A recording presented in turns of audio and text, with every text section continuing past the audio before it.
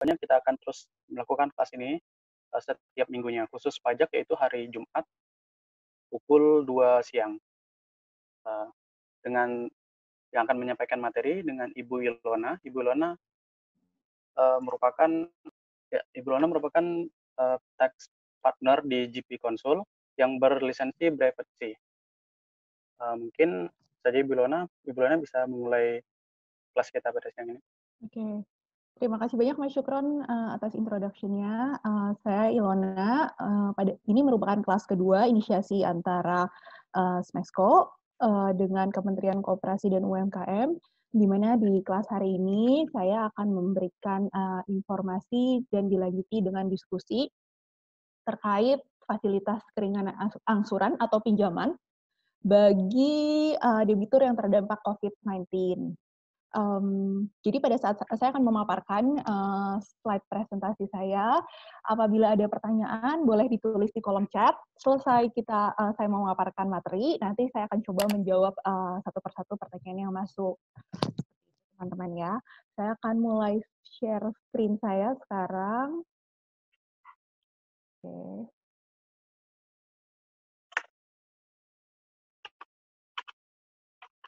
Oke. Jadi sesuai dengan tema kita hari ini adalah fasilitas keringanan atau angsuran pinjaman yang dapat diberikan kepada debitur yang terdampak COVID-19. Ini sesuai dengan peraturan OJK nomor 11 tahun 2020. Siapa saja yang bisa menerima fasilitas ini? Yang dapat menerima fasilitas ini adalah para debitur yang mengalami kesulitan keuangan karena terdampak COVID-19.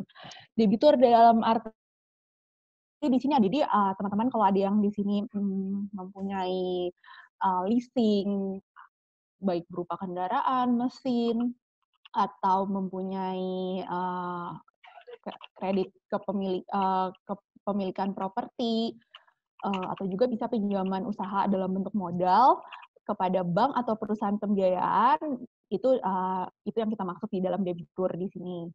Termasuk debitur yang tergolong sebagai pekerja informal, berpenghasilan harian, dan UMKM. Jadi yang diberikan fasilitas di sini adalah sektor pekerja informal yang mana penghasilannya itu tidak tetap ya.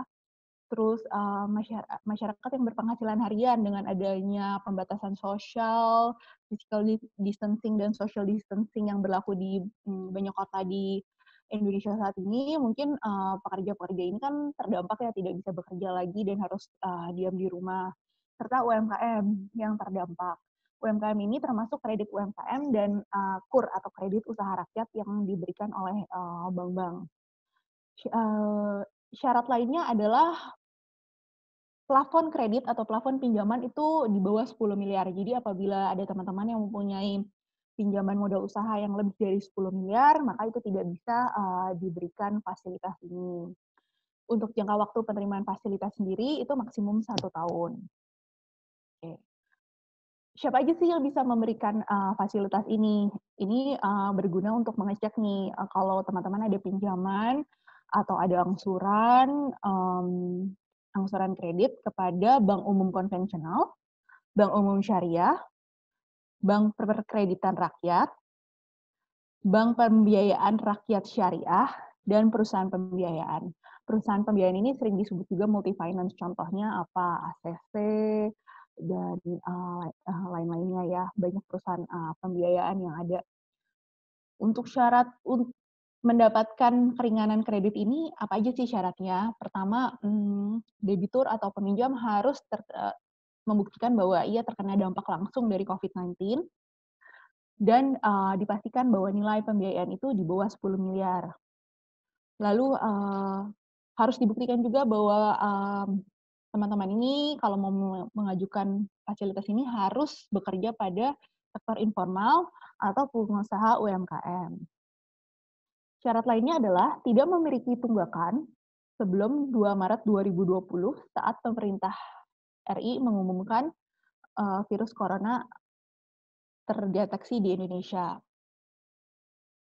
Lalu pemegang unit kendaraan atau jaminan. Pada saat teman-teman meminjam ke bank atau perusahaan pembiayaan, tentunya kan ada yang ada jaminan ya. Kalau misalnya leasingnya kendaraan bermotor, mungkin jaminannya berupa mobil atau motor. Tapi kalau misalnya jaminan kreditnya itu adalah misalnya modal kerja, mungkin jaminannya itu berupa eee, personal guarantee, jaminan pribadi atau properti perusahaan atau properti pribadi, atau surat tanah dan lain-lainnya. Jadi itu harus dipastikan bahwa, debitur itu masih memegang, barang yang dijaminkan. Kriteria lain yang ditekan oleh bank dan perusahaan pembiayaan. Perlu disampaikan di sini bahwa memang peraturan ini dikeluarkan oleh OJK, namun untuk asesmennya atau penilaian, apakah bisa mendapatkan fasilitas ini, itu dikembalikan kepada masing-masing bank dan perusahaan pembiayaan, di mana mungkin mereka akan meminta, dokumen-dokumen pendukung lain dalam proses, penilaian.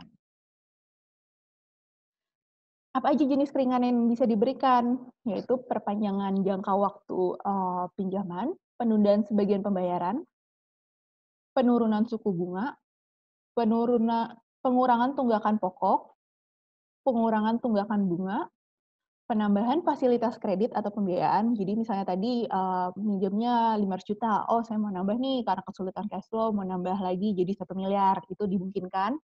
Lalu konversi konversi kredit atau pembiayaan menjadi penyertaan modal sementara, ini kalau misalnya pinjamannya mau diubah menjadi, saham di perusahaan teman-teman gitu, atau jenis restrukturisasi lainnya yang ditawarkan oleh bank dan perusahaan.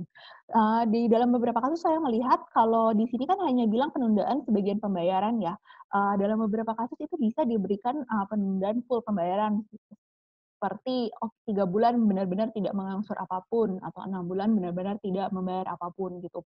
Jadi, itu juga dimungkinkan di dalam hal ini. Selanjutnya saya akan membahas tahapan untuk mendapatkan keringanan kredit. Yang pertama itu debitur wajib mengajukan permohonan restrukturisasi dengan melengkapi data-data yang dimintakan oleh kreditur-kreditur yang dimasuki di sini adalah bank dan perusahaan pembiayaan. Dengan cara mengisi formulir yang dapat di-download dari website resmi bank atau perusahaan pembiayaan masing-masing, atau kalau misalnya di website kesulitan menemukan formulirnya, teman-teman bisa menghubungi call center resmi bank atau perusahaan pembiayaan dan menanyakan tentang fasilitas ini. Debitur tidak diharuskan untuk mendatangi kantor atau kantor bank atau perusahaan pembiayaan untuk mengajukan fasilitas ini. Selanjutnya, formulir yang telah diisi dikembalikan, dengan cara email atau pengiriman kurir. Lalu selanjutnya, kreditur melakukan penilaian terhadap profil, debitur dan melihat apakah, terdapat bukti yang cukup untuk, meyakinkan bagi mereka bahwa debitur itu terdampak COVID-19, lalu, histori pembayaran, dan, kejelasan penguasaan objek jaminan kredit. Itu yang tadi saya sebutkan bahwa, barang yang dijaminkan itu harus masih dalam, penguasaan kita. Kalau seandainya mobil, oh mobilnya tidak sedang digadaikan misalnya gitu. Tahapan yang keempat adalah kreditur memberikan restrukturisasi berdasarkan penilaian terhadap profil debitur dengan pola restrukturisasi yang ditentukan oleh, kreditur atau melalui diskusi dengan debitur untuk menentukan bentuk keringanannya. Kalau tadi kita kembali lagi ke jenis, keringanan yang diberikan, jadi apakah nanti jenis keringanannya nanti yang akan diberikan, itu, akan melalui proses diskusi dan negosiasi antara pihak bank atau perusahaan pembiayaan dengan teman-teman, debitur. Di sini saya memberikan juga detail tahapan, dokumen-dokumen apa aja yang perlu disiapkan. Seperti yang tadi saya sudah sebutkan bahwa debitur itu perlu mengunduh file, atau mengisi formulir permohonan restrukturisasi dan dilengkapi dengan form penghasilan atau apabila yang menerima gaji dilengkapi dengan slip gaji dan, form pernyataan terdampak COVID-19. Selanjutnya, debitur juga harus, menandatangani form yang telah, diisi dan diunduh tersebut. Adapun dokumen yang perlu dilampirkan adalah, foto KTP, scan formulir permohonan restrukturisasi yang telah diisi dan ditandatangani, form penghasilan atau slip gaji, form pernyataan terdampak COVID-19, keempat dokumen ini di-scan dan dikirim atau di-print kalau mau dikirimkan melalui email mungkin di-scan, kalau misalnya mau dikirim, melalui kurir atau pos tercatat itu bisa di-print. Dan yang terakhir itu adalah menyertakan swafoto tampak depan debitur dengan memegang KTP, form penghasilan slip gaji, dan form pernyataan terdampak COVID-19. Jadi harus foto tampak depan dengan memegang dokumen-dokumen ini. Ini untuk membuktikan bahwa yang mengajukan itu benar memang debitur tersebut. Hasil foto atau scan atau print out ini dikirim ke email petugas bank atau perusahaan pembiayaan. Harap pastikan bahwa nomor telepon atau WhatsApp debitur itu aktif, karena apabila permohonan disetujui, maka debitur akan dihubungi melalui jalur WhatsApp atau email yang berisi persetujuan restrukturisasi dan adendum perjanjian kredit terkait restrukturisasi. Jadi apabila disetujui, nanti akan ada pernyataan persetujuan dari pihak bank atau perusahaan pembiayaan, dan ada juga adendum perjanjian kredit. Jadi perjanjian kredit yang sebelumnya itu akan ada perubahan, dilampirkan dengan adendum ini.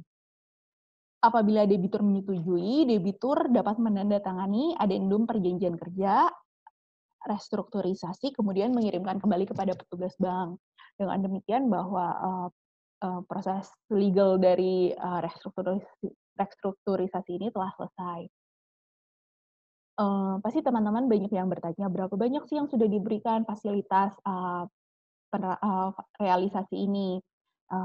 Adapun yang dapat saya sampaikan adalah per 13 April, realisasi penerapan kebijakan ini itu di perbankan sendiri sudah memberikan sekitar 262.000 restrukturisasi terhadap debitur yang terdampak COVID-19, dan untuk perusahaan pembiayaan sudah sekitar 65.000 debitur yang sudah disetujui, dan masih ada 150.000 lainnya yang dalam proses.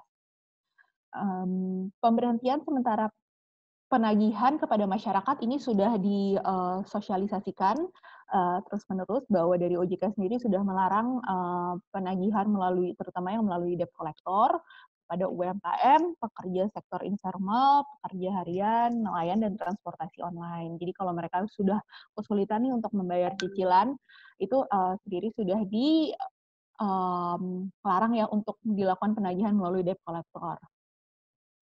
Lalu juga untuk teman-teman yang mungkin ada kerjasama dengan Gojek, Grab, atau perusahaan rental yang memperkerjakan pengemudi online, itu ada program pengajuan secara kolektif, di mana debitur itu bisa mendaftarkan diri ke masing-masing platform mitra Gojek atau Grab atau perusahaan rental lainnya. Mereka akan mengumpulkan data-datanya, lalu akan diajukan secara bersamaan seluruhnya ke perusahaan pembiayaan. Lalu untuk daftar bank dan perusahaan pembiayaan sudah memberikan keringanan, itu bisa ditemui di link yang tercantum di slide saya. Slide saya ini tadi sudah di-share juga di WA Group, jadi mungkin teman-teman bisa copy-paste linknya untuk mengecek link list bank dan perusahaan pembiayaan apa saja yang sudah komit untuk memberikan fasilitas ini. Dan tentunya pasti di lapangan banyak, oh iya ini perusahaan pembiayaan saya menolak untuk memberikan fasilitas tersebut. Adapun saya di sini mau menyampaikan bahwa perusahaan pembiayaan dan bank itu memiliki kode etik di mana mereka harus mematuhi peraturan otoritas jasa keuangan yang telah berlaku. Apabila mereka tidak mematuhi peraturan yang sudah berlaku, mereka dapat dikenakan sanksi. Dan yang pasti untuk semua bank dan perusahaan pembiayaan ini akan berusaha sebisa mungkin agar tidak dikenakan sanksi. Untuk itu mereka saya rasa akan bekerja sama dengan untuk menerapkan fasilitas ini dan memberikannya kalau memang memenuhi persyaratan. Kalau teman-teman merasa sudah memenuhi persyaratan nih, tapi dari perusahaan pembiayaan atau bank terkait yang masih tidak memberikan fasilitas karena satu dan lain hal, teman-teman bisa menghubungi kontak OJK di 157 atau dapat menghubungi juga kantor OJK di masing-masing provinsi. Untuk daftar kantor OJK sendiri dapat ditemukan di website OJK, linknya sudah saya berikan di slide saya. Oke, sekarang saya akan sedikit membahas, mengenai alternatif penambahan pinjaman atau pinjaman baru. Karena kan mungkin, ada yang, "Oh ya nih saya perlu penambahan pinjaman," atau, "Saya belum pernah meminjam sih, tapi saya pengen, dengan situasi saat ini yang sulit, saya mulai memikirkan untuk mendapatkan pinjaman baru." Kita tahu kalau misalnya melalui, bank itu untuk proses peminjaman sendiri cukup panjang ya, bisa 1, 2 bulan mungkin, dan, untuk dokumen yang dibutuhkan sendiri cukup banyak, proses, analisanya sendiri cukup rumit, dan seringkali, terutama untuk UMKM itu tidak, memenuhi kriteria dari bank-bank. Yang mau saya sampaikan adalah, Bank BRI itu mempunyai aplikasi namanya Brispot, yaitu aplikasi ini mempercepat proses pengajuan pinjaman dan penyaluran kredit mikro. Proses kredit ini bisa dilakukan secara digital, karena kita tahu dengan sekarang, kita dihimbau untuk tidak keluar rumah, kita berharap semua proses ini bisa dilakukan dari rumah. Jadi dengan Brispot ini itu dimungkinkan, dan dengan dilakukan secara, online ini bisa lebih cepat prosesnya. eee Teman-teman bisa mendapatkan, aplikasi ini di Google Play Store. Alternatif yang kedua adalah peer to peer lending. Mungkin, teman-teman udah ada yang pernah dengar bahwa sekarang ini banyak ya, financial technology atau fintech, di mana, mereka ini menyediakan platform untuk menyambungkan atau menghubungkan antara pe peminjam dan pemilik, dan investor. Jadi, teman-teman bisa, cek ke beberapa website ini, modalku.co.id, modalrakyat.id, investri.id, dan coinworks.com. Ini beberapa fintech atau peer-to-peer lending yang sudah mendapatkan, izin dari OJK, dan, semua ini bisa dilakukan online, tapi untuk, masing-masing peer-to-peer lending ini memiliki kategori, atau produk yang berbeda-beda, dan juga persyaratan yang berbeda-beda. Jadi saran saya bisa mengunjungi website masing-masing untuk mempelajari, peer-to-peer lending mana yang cocok dengan usaha kalian dan, mmm yang mana yang bisa dipenuhi, kriterianya, karena di situ semua jelas apa aja yang perlu dibutuhkan. Untuk peer to peer lending ini sendiri itu prosesnya, sangat cepat, mungkin hanya sekitar 1 minggu untuk, dari proses analisa dan administrasi, lalu, pinjaman teman-teman akan ditawarkan di website mereka untuk investor lihat. Itu kurang lebih selama 2 minggu akan dikumpulkan investor-investor yang mau, berinvestasi, memberikan pinjaman kepada teman-teman. Lalu begitu dananya sudah terkumpul, walaupun belum mencapai 14 hari, misalnya sudah terkumpul 100%, itu bisa langsung dicairkan.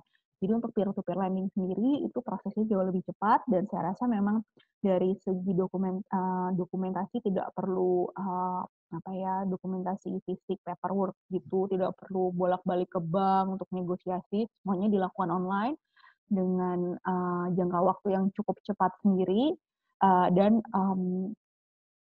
hasilnya pun biasanya itu dana sudah bisa turun di dalam, waktu kurang dari 1 bulan, seperti itu.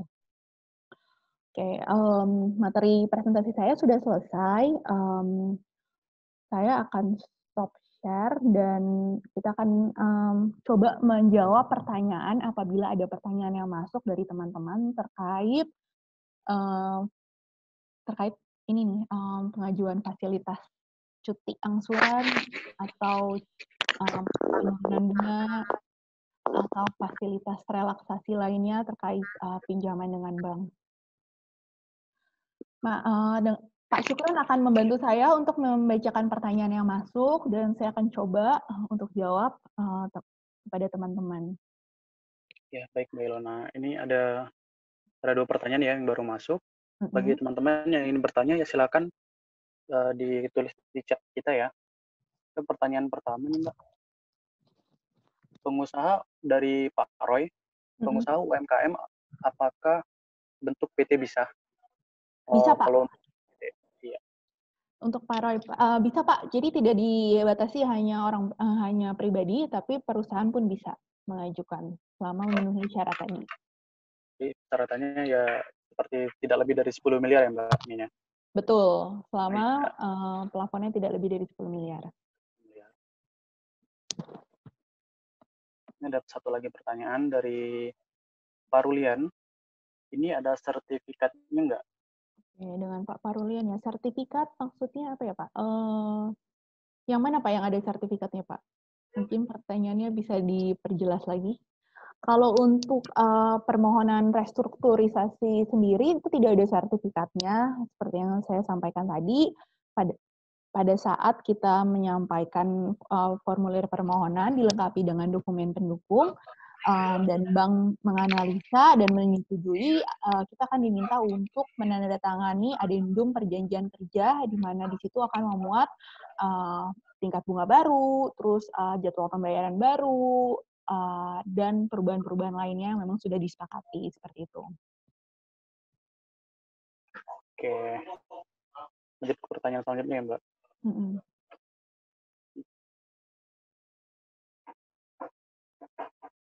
Ini dari Asyahi Jaya. Kira-kira pihak bank atau pembiayaan yang tidak melakukan hal yang sama, aduannya kemana? Ini mungkin kalau pihak-pihak bank yang menolak gitu Mbak ya. Oke, tadi saya sempat share ke call center OJK atau ke kantor OJK di kota masing-masing. Itu tadi listnya saya udah kasih link untuk bisa menemukan list alamat dan nomor telepon kantor OJK masing-masing seperti itu. Di masing-masing wilayah ya. Oh, jadi kita bisa langsung mengadukan gitu Mbak kalau ada pihak yang menolak pengajuan kita tersebut. Iya, betul gitu. Selanjutnya pertanyaan dari Villa Aulia. Apakah P2P, peer-to-peer lending itu beresiko? Oke. Kalau kita ngomong beresiko, dari sisi investor atau dari sisi peminjam dulu nih Mbak? Kalau misalnya dari sisi investor, peer-to-peer lending itu memang lebih beresiko, karena memang yang dengan proses, kita tahu yang namanya risk dan return itu berbanding terbalik ya. Jadi sebagai dengan nature perusahaannya adalah memberikan pinjaman dengan cara yang lebih mudah dibandingkan dengan bank, itu kan perusahaan-perusahaan ini dan investor yang menginvestkan uangnya di perusahaan peer-to-peer lending itu mengambil resiko yang lebih besar untuk menaruh uangnya atau invest di perusahaan-perusahaan tersebut gitu ya. Dengan resiko yang lebih besar tersebut, tentunya mereka mengharapkan imbalan yang lebih besar. Itu dia kenapa peer-to-peer lending itu biasanya bunganya agak sedikit di atas bunga bank ya, atau PUR, atau dari bank-bank konvensional dan syariah. Karena memang untuk proses yang lebih mudah, mereka itu mengambil resiko, investor itu mengambil resiko yang lebih tinggi. Untuk mengkompensasi resiko yang lebih tinggi itu, maka mereka menetapkan bunga yang lebih tinggi. Seperti itu. Jadi kalau ditanya beresiko, iya beresiko karena bunganya lebih tinggi. Dari sisi peminjam, apakah yakin nih, harus diyakinkan dulu apakah usahanya bisa menghasilkan profit margin yang cukup besar untuk membayar interest atau bunga kepada perusahaan pembiayaan atau investor di peer-to-peer lending gitu. Oke, berarti keuntungannya lebih aman gitu Mbak ya kali ya? Lebih mudah di proses pengajuan, cuma kalau dari bunga memang lebih tinggi atau lebih mahal ya untuk biaya peminjamannya sendiri. Bunganya lebih tinggi dibandingkan dengan bank ya. Rata-rata sih sudah di atas 10% setahu saya. Oke. Pertanyaan selanjutnya ini dari Pak Roy lagi. Halo, saya sudah mengajukan permohonan ke Bank CIMB untuk kebijakan KPR saya, tapi belum mendapatkan tanggapan. Saya hubungi pihak bank, tapi mereka menyuruh saya untuk menunggu. Padahal sudah ada tagihan KPR yang muncul. Bagaimana Mbak? Oke. Ini Bapak, kita tahu beberapa bank sekarang menutup operasional sebagian cabangnya gitu ya. Jadi mereka biasanya punya sekian ratus cabang, mungkin sekarang yang beroperasi hanya tinggal berapa puluh gitu. Dengan operasi yang lebih sedikit ini memang mungkin mereka butuh waktu lebih lama untuk memproses aplikasi yang masuk seperti itu Pak ya. Jadi saran saya adalah tetap di follow up aja. dan ditanyakan untuk status tagihan KPR yang sudah masuk itu seperti apa, apakah bisa ditangguhkan dulu sementara, jadi penagihannya tidak dilakukan, sembari menunggu hasil dari pengajuan Bapak, seperti itu. Berarti tetap kita follow up terus ya, Mbak, ya? Iya, harus tetap di-follow up terus, karena memang pastinya bank-bank ini juga memiliki permintaan yang banyak untuk debitur-debitur yang memohon keringanan fasilitas ini, Iya, dan dengan operasional yang lebih terbatas, dikhawatirkan mereka memang membutuhkan waktu yang lebih cukup lama gitu. oke.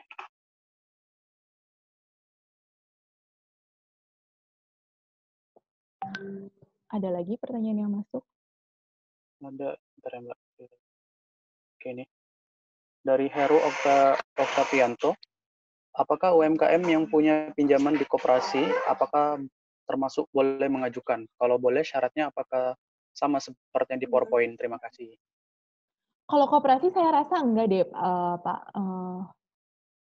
karena yang dibilang di sini adalah dari peraturan OJK sendiri yang diatur itu adalah bank dan perusahaan pembiayaan. Perusahaan pembiayaan ini seperti multi finance gitu ya, yang biasa memberikan kredit-kredit pembiayaan untuk aset, mobil, mesin, dan lain-lain gitu. Tapi kalau koperasi saya rasa tidak. Tapi boleh diajukan ke koperasi yang bersangkutan, siapa tahu mereka punya program sendiri. Cuma memang tidak di-cover di peraturan OJK ini. Ya. Ini ada lagi Mbak dari Pak Roy, dari Roy. Ya. Kelanjutan yang tadi, BCA apakah juga termasuk pemberi fasilitas ini? Iya Pak, setahu saya BCA termasuk juga. Dan sebenarnya semua bank dan perusahaan pembiayaan itu diwajibkan untuk mengikuti sih. Yang saya berikan linknya itu adalah yang memang sudah terbukti memberikan gitu. Pada dasarnya semua bank dan perusahaan pembiayaan diwajibkan untuk mengikuti ini sih, atau mensupport program pemberian fasilitas ini gitu. Berarti semua bank udah diwajibkan gitu Mbak ya? Iya, semua bank Iya. diwajibkan. Nah, satu lagi dari bidang koperasi Gunung Kidul, Iya. apakah kebijakan jenis keringanan kredit diberikan kepada nasabah kembali ke kebijakan masing-masing bank? Mhm. Iya, jadi hasil dari ini kan sifatnya pengajuan. Pengajuan itu kan bisa diterima atau ditolak gitu ya. Dan keputusannya itu memang kembali ke masing-masing bank, tergantung dari debitur masing-masing apakah bisa memberikan dokumen yang cukup meyakinkan kepada bank atau perusahaan pembiayaan terkait bahwa memang usaha atau pendapatannya terdampak, seperti itu. Kalau karyawan tetap yang masih menerima gaji rutin, nah itu saya rasa sangat sulit untuk disetujui seperti itu, karena kan tidak terdampak ya, kecuali misalnya, oh gaji saya dipotong 75%, hanya tinggal 25% gitu. Itu baru mungkin bisa diajukan gitu. Tapi memang keputusannya itu dikembalikan ke bank masing-masing. Iya. Oke, mungkin lanjut pertanyaan selanjutnya ya Mbak. Dari Iya. Luki Lumaksono, Heeh, menurut Mbak Ilona, jenis keringanan dalam bentuk apa yang sebaiknya kita ambil? oke. Kalau menurut saya, penundaan angsuran itu kan tidak sifatnya itu, menambah, jangka waktu pembayaran ya, yang harusnya hutang kita kalau kita angsur terus itu, sudah semakin mengecil dari bulan ke bulannya, tapi kalau kita menunda itu kan otomatis pokok hutangnya tetap akan besar gitu ya. Dan, kita tetap harus membayarkan bunganya itu loh, walaupun mungkin, oh cuti angsuran 3 bulan tidak membayar apapun, tapi bunganya itu tetap akan dikenakan gitu, walaupun nanti diperhitungkannya nanti gitu ya. Jadi kalau menurut saya yang paling menguntungkan adalah penurunan bunga, karena penurunan bunga itu jelas-jelas kita bisa rasakan manfaatnya. Kalau yang tadinya misalnya saya dikenakan bunga 10% gitu, saya mengajukan penurunan bunga ke misalnya 7%. 3% penurunan bunga itu jelas-jelas saya dapatkan, dan saya rasakan sekarang. Cuma kan, tentu ini tidak bisa disamakan untuk semua kondisi atau ke semua debitur, karena kan masing-masing usaha sendiri itu mempunyai, mempunyai keadaan yang berbeda-beda. Kalau menurut saya masih bisa mengangsur setiap bulan itu penurunan bunga saya rasa lebih menguntungkan karena kita benar-benar bisa memanfaatkan um, pengurangan pembayarannya gitu ya. Kalau misalnya hanya penundaan angsuran atau pengurangan angsuran itu kita harus bayar gitu untuk fasilitas itu. Bayarnya dalam bentuk ya bunga tambahan. Seperti itu. Semoga menjawab. Iya, jadi lebih menguntungkan kita mengajukan Penurunan pengurangan bunga bunga. ya Mbak ya? Iya, Iya, daripada penundaan pembayaran ya? iya, karena kalau nunda pembayaran, hutangnya makin lama, itu kita harus bayar tuh, Mas, bunganya. Iya. Terus Seperti bunganya itu. juga tetap dibayar ya? Iya, jadi walaupun ditunda, misalnya cuti 3 bulan, 6 bulan tidak membayar angsuran apa-apa. Oke, 3 atau 6 bulan memang nol nih, nggak ada pembayaran. Tapi atas pokok yang tidak dibayarkan selama 3 sampai 6 bulan itu, kita harus bayar bunganya lagi gitu loh. Jadi itu bukan ibaratnya ada biaya yang harus kita bayar untuk mendapatkan fasilitas cuti tersebut gitu. Oke, mudah-mudahan menjawab ya. Mudah-mudahan menjawab ya. Iya. Selanjutnya pertanyaan ini dari bidang koperasi Gunung Kidul. Apakah kebijakan jenis keringanan kredit diberikan kepada nasabah kembali ke kebijakan masing-masing bank? Pernah menanyakan ke salah satu bank, tidak ada program penurunan suku bunga, hanya penundaan pokok jasa selama 6 bulan. Oke. Jadi memang mungkin nggak semua bank itu memberikan keseluruhan fasilitasnya. Tidak ada penurunan suku bunga, berarti kan mungkin saya bilang tadi ya, mereka ingin mendapatkan kompensasi nih atas, oke lah kalau debitur ini menunda pembayaran, kita harus dapat kompensasi dong dalam bentuk pendapatan bunga lebih gitu. Memang kembali ke masing-masing bahwa apakah mereka punya program penurunan bunga atau enggak, atau kita tidak bisa samaratakan, cuma seandainya pun tidak, mungkin bisa dieksplor opsi-opsi lain, yaitu penurunan angsuran atau pengurangan pembayaran atau penundaan pembayaran dulu selama berapa bulan gitu, Mas. Walaupun itu ya saya bilang tadi gitu bahwa itu ada biayanya yang harus dibayarkan atas penundaan tersebut. Itu. Oke, ada lagi nih Mbak, pertanyaan dari Pak Rulian. Apa sebenarnya peran dinas koperasi di daerah dalam menyalurkan kredit? Di lapangan banyak dinas-dinas mengiming-iming bisa urus kredit, tapi pakai biaya. Dan kalau cair, potong 20%.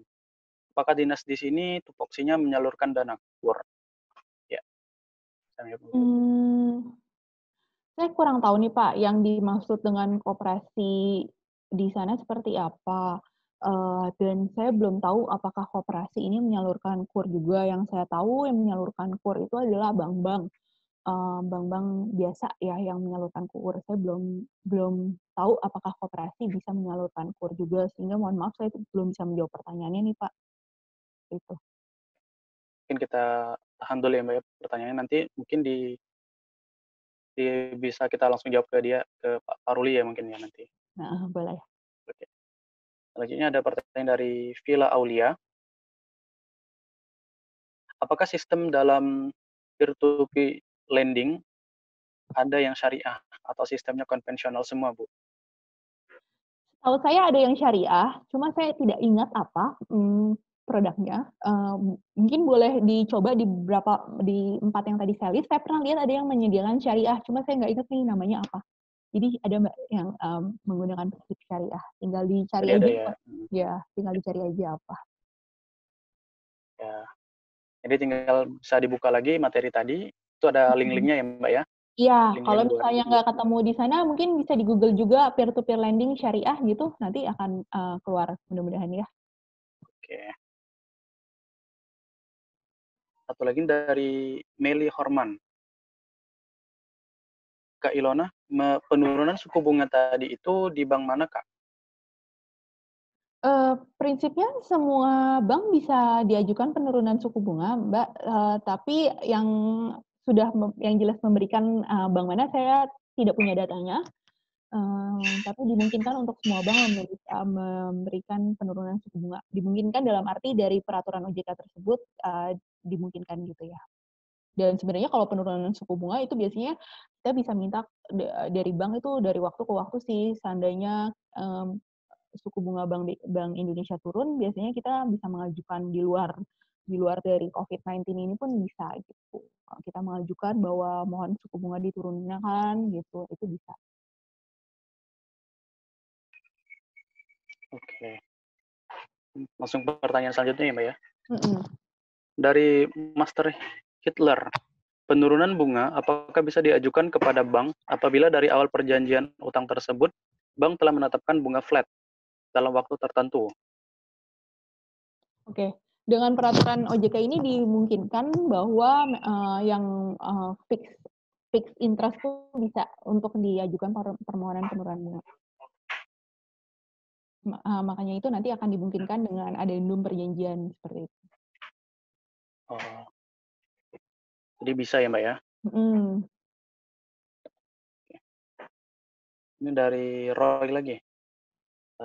Pertanyaannya, jika karyawan kita ada yang mengajukan keringanan ke bank karena tidak mampu membayar hutangnya dan meminta perusahaan kita mengeluarkan surat sebagai bukti perusahaan kena dampak COVID. Saran Ibu Ilona, sebaiknya suratnya kurang lebih berisi apa aja? Oke. Jadi yang mau minta keringanan ini kan karyawan ya, tapi dia minta surat dari perusahaan bahwa perusahaan terdampak COVID. Mungkin bisa dijelaskan di suratnya bahwa perusahaan terdampak COVID dan akibatnya kepada karyawan apa? Misalnya karyawan dirumahkan atau karyawan dipotong gajinya, hanya yang tadinya menerima gaji 100%, sekarang misalnya 50% gitu. Atau dirumahkan dan tidak mendapatkan gaji sama sekali. Nah, mungkin itu sih yang bisa dituangkan ke dalam suratnya. Jadi dari pihak bank bisa mempunyai gambaran, misalnya tadinya dia hanya menerima gaji sekian, sekarang dengan perusahaan terdampak, karyawan yang bersangkutan hanya menerima gaji sekian. Gitu. Semoga menjawab ya, Pak. Ya, seperti itu Mbak ya. Oh, ini dari Luki Lumaksono. Berapa persen permohonan penurunan suku bunga yang bisa diajukan? Kalau berapa persennya saya nggak bisa jawab, Pak. Karena untuk bank dan perusahaan pembiayaan menentukan bunga itu berapa persen, itu berdasarkan profil dari masing-masing debitur. Jadi mereka punya analisa tentang profil resiko. Jadi berapa persennya itu tidak bisa saya tentukan, tapi di luar dari kejadian pandemi COVID sendiri itu 1-2% bisa pada saat mengajukan penurunan. Apalagi sekarang kita tahu BI rate sudah turun jauh dari sebelum-sebelumnya ya. Jadi mungkin bisa di 2-3% gitu, Pak. Bisa dicoba maksudnya. Berarti bisa sampai 3% gitu Mbak ya, dicoba dulu mungkin ya. Iya, bisa dicoba. Iya, bisa dicoba sampai 3%.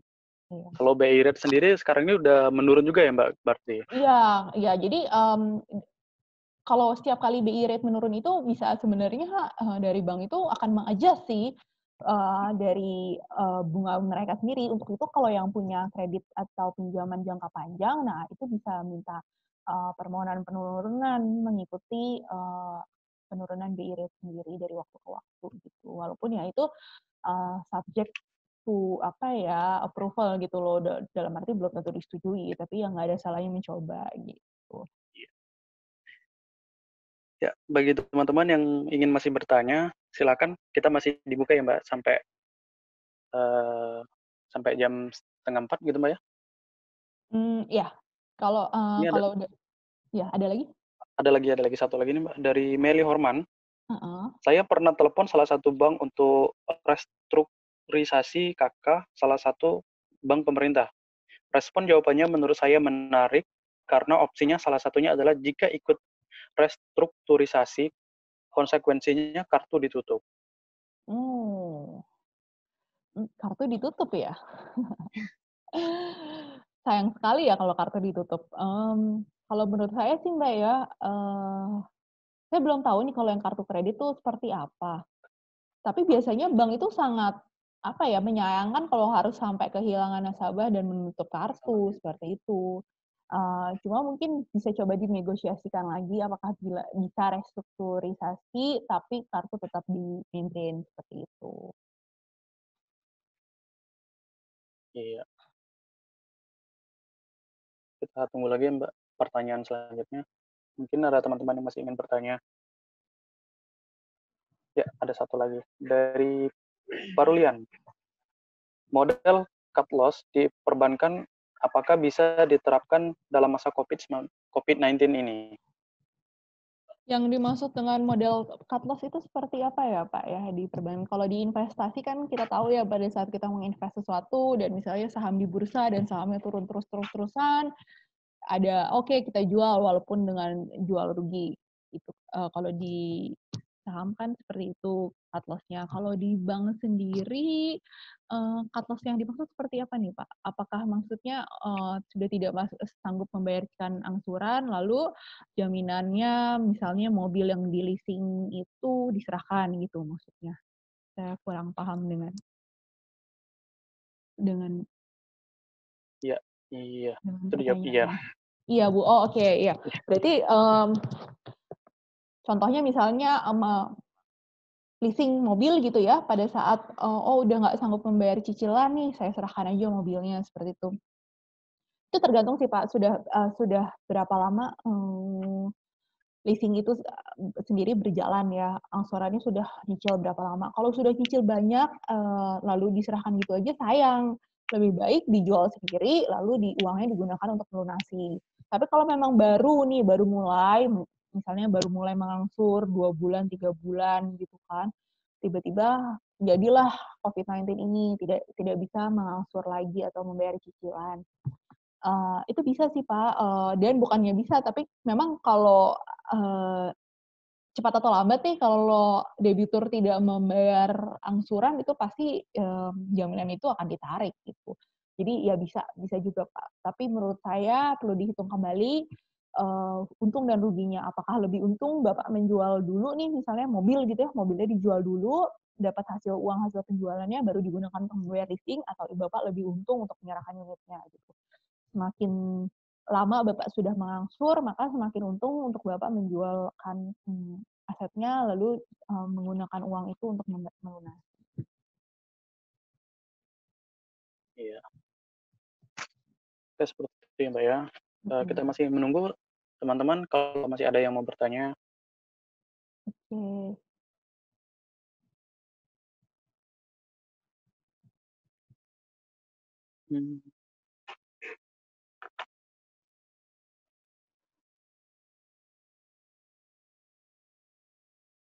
Mungkin kita tunggu 5 menit lagi kali Mas ya, kalau emang nggak ada yang bertanya mungkin karena pesertanya juga nggak terlalu banyak hari ini. Iya. Kalau 5 menit lagi tidak ada pertanyaan yang masuk, mungkin kita akan menutup sesi ini. Sambil menunggu pertanyaan yang masuk, jadi saya menjelaskan lagi bahwa setiap hari Jumat jam 2 saya akan mengadakan online klinik atau diskusi terkait tema-tema perpajakan dan pembiayaan. Program ini adalah inisiatif SMESCO untuk membantu para UMKM untuk mendapatkan konsultasi secara tidak berbayar ya terkait perpajakan dan pembiayaan. Di minggu-minggu awal ini kita akan fokus kepada program-program atau tema-tema yang berhubungan dengan COVID-19. Kedepannya setelah masa COVID-19 ini selesai, saya akan memberikan tema-tema pajak atau pembiayaan sesuai dengan apa yang saat itu sedang relevan seperti itu. Oke, ada pertanyaan lagi yang masuk ya? Ada satu lagi nih Mbak. Masih banyak ternyata. Dari Master Hilter lagi. Apakah terdapat record blacklist di BI apabila kita ajukan restrukturisasi? Oke. Tadi saya lupa sampaikan ya, bahwa untuk debitur yang sudah disetujui untuk merestrukturisasi status di BI-nya walaupun cuti mengangsur 3 bulan, 6 bulan, 1 tahun, itu statusnya tetap lancar ya. Jadi tidak ada blacklist atau tidak ada status kategori tertentu, walaupun tidak mengangsur, itu tetap lancar selama permohonan fasilitasnya sudah disetujui. Seperti itu. Semoga menjawab ya. Iya. Ada satu lagi nih, Mbak, dari Roy Cahyo Susanto. Bu, apakah ada sanksi bila pihak bank atau pembiayaan tidak memberikan fasilitas ke debitur? Ada sanksinya. Kalau mereka tidak memberikan fasilitas tersebut, itu bukan karena debiturnya tidak sesuai dengan persyaratan ya, tapi memang mereka tidak mau memberikan, itu sanksinya mereka bisa kena sanksi kode etik dari OJK sendiri, dan itu bisa berbagai macam, bisa penarikan izin, bisa denda, bisa larangan memberikan pinjaman, tergantung gitu. Selama itu memang bisa dibuktikan bahwa mereka memang tidak mau memberikan fasilitas ini, bukan karena debitur tidak memenuhi persyaratan. Kalau untuk pengaduan sendiri, kita harus ngadu kemana ya, Mbak? Tadi bisa ngadu ke kontak center OJK di 147 kalau nggak salah, atau bisa menelpon ke kantor OJK di masing-masing wilayah sesuai list yang tertera di Ya, website tadi. Linknya sudah saya sediakan. ya. Pasti bisa langsung ke OJK ya, Mbak ya? Oke, ya betul. Satu lagi, Mbak, dari Meli Horman. Wah, Iya, banyak nih. Jika dari pemerintah sendiri, apakah ada info bantuan secara finansial kepada masyarakat selama PSBB ini? oke. Masalah bantuan, saya tergantung nih Pak, Mbak Meli, Mbak ada di kota mana? Kalau di Jakarta yang saya tahu dari pemerintah daerah Jakarta sendiri sudah memberikan bantuan kepada masyarakat miskin dan rentan miskin, itu ada bantuan sembako ya yang saya tahu dibagikan per kelurahan, itu ada jadwalnya, hari apa, kelurahan apa, kelurahan apa. Lalu ada juga program pemerintah yang namanya Kartu Sembako 200.000 per bulan, itu juga bagi yang sudah memiliki kartu, itu bisa mendapatkan kartu sembako itu bisa digunakan untuk membelanjakan sembako. Jadi memang ada beberapa program, baik dari pemerintah pusat maupun pemerintah daerah, tapi saya tidak tahu nih apakah itu mengena ke semua masyarakat gitu. Yang menjadi, setahu saya menjadi fokus mereka adalah memang masyarakat miskin yang memang untuk makan saja sudah sulit gitu ya. Jadi bentuk bentuk bantuannya itu lebih banyak dalam bentuk sembako sih. Untuk bantuan langsung tunai sendiri saat ini belum ada, cuma kita mengharapkan dalam waktu ke depan itu ada stimulus tambahan yang akan digelontorkan oleh pemerintah. Ya, semoga menjawab ya, Ibu Meli. Satu lagi, Bu, dari Torulian. Peranan Jam Krindo untuk kredit seperti apa untuk UMKM? Apalagi dengan adanya COVID-19 ini. Jam Krindo ya, saya belum tahu nih Pak, mohon maaf untuk Jam Krindo, nanti mungkin boleh dicatat aja Mas, kita bisa memberikan jawabannya setelah sesi ini gitu ya. Oke. Ya, ini untuk materi nanti kita akan share di WA group dan juga di email ya. Untuk teman-teman yang sudah registrasi itu email yang terdaftar kita akan share di situ, share berupa link grup dan juga link untuk materi seperti itu ya. Untuk teman-teman juga yang masih ketinggalan dengan materi kita ini mau mengulas lagi itu bisa menyaksikan siaran ulang kita itu di Facebook atau juga di YouTube. Untuk Facebook ada Facebook Live dan di YouTube di @smesco_indonesia bisa teman-teman subscribe ya untuk menyaksikan siaran ulang kita seperti itu. Ya. Jadi dari inisiatif dari Smesco ini memberikan kelas itu hampir setiap hari, betul ya Pak Syukran ya, itu kita ada kelas setiap hari walaupun tidak melulu mengenai pajak dan pembiayaan, ada dari fashion, ada dari kuliner, ada dari craft atau kria, lalu ada dari sisi legal, itu atau dari sisi hukum itu masing-masing mempunyai jadwal kelas setiap minggunya. Bisa untuk jadwal kelasnya itu bisa cek di Instagram Smesco Indonesia. Seperti itu. Jadi hampir setiap hari kelas-kelas seperti ini memang diadakan oleh Smesco. Topik dan pembicaranya berbeda-beda setiap minggunya atau setiap harinya. Dan kita di sini ditugaskan untuk membantu teman-teman memberikan sosialisasi materi terhadap apa yang relevan saat ini dan juga berusaha menjawab pertanyaan-pertanyaan yang memang ada di benak teman-teman UMKM seperti itu. Ya, ya untuk Instagram itu bisa di @smesco_indonesia. Sama juga di YouTube juga @smesco_indonesia. Jadi teman-teman bisa di follow dan subscribe ya. Oke. Untuk Kalau tidak ada pertanyaan lagi yang masuk, kita tunggu 2 menit lagi ya. Kalau tidak ada pertanyaan lagi yang masuk, mungkin kita akhiri sesi ini. Minggu depan jam 2, saya akan membahas, untuk pajak topik minggu depan bisakah dikupas lagi tentang 25% ke 22%. Usul ya Bu untuk minggu depan. Oke. Jadi kalau untuk minggu depan kebetulan kita udah diminta untuk memberikan materi ini dari jauh-jauh hari. Jadi untuk minggu depan materinya sudah final. Jadi nggak bisa ganti lagi. Cuma saya bisa menjelaskan sedikit mengenai penurunan tarif PPh dari 25% ke 22%. Seperti yang kita tahu ya, bahwa dari Perpu nomor 1 itu tahun 2020 ada penurunan tarif PPh dari 25% ke 22%.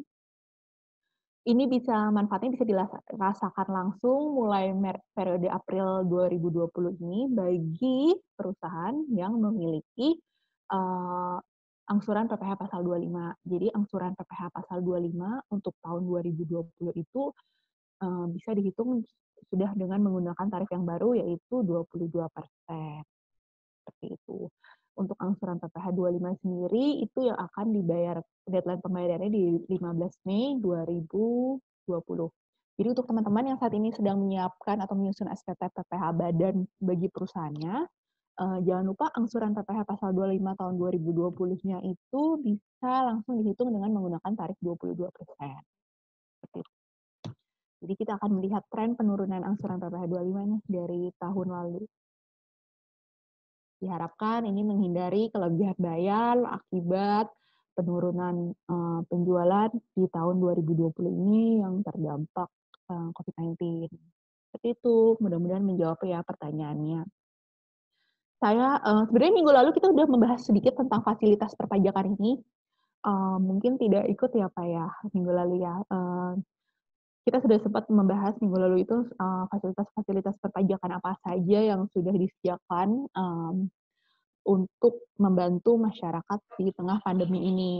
Nah, untuk yang saya dengar nih akan ada fasilitas tambahan lagi yang akan diberikan oleh pemerintah, tapi apanya itu kita masih menunggu. Nanti pada saat peraturan sudah keluar, tentunya saya pasti akan membagi materinya untuk di-share ke teman-teman UMKM. Seperti itu. Iya.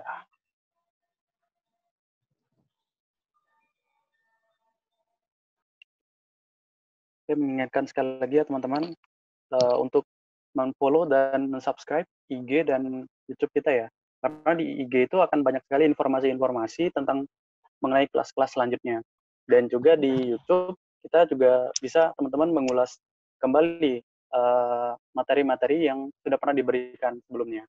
Ya. Untuk kelas-kelas sebelumnya juga sudah ada di YouTube ya, Pak Syukron ya? Iya, untuk minggu kemarin itu sudah semua kita upload ya, Mbak. Oke, berarti yang ketinggalan kelas minggu lalu mengenai fasilitas perpajakan yang tersedia dalam rangka COVID-19 ini bisa mengunjungi YouTube Smesco berarti ya untuk mendengar kembali kelas tersebut dan serta diskusi-diskusi kita dengan teman-teman UMKM. Ya. Oke, Ibu Lona mungkin ini udah nggak ada lagi pertanyaan. Oke, terima kasih banyak teman-teman waktunya udah ikut online kelas ini. Saya berharap kita bisa bertemu di online kelas berikutnya. Iya.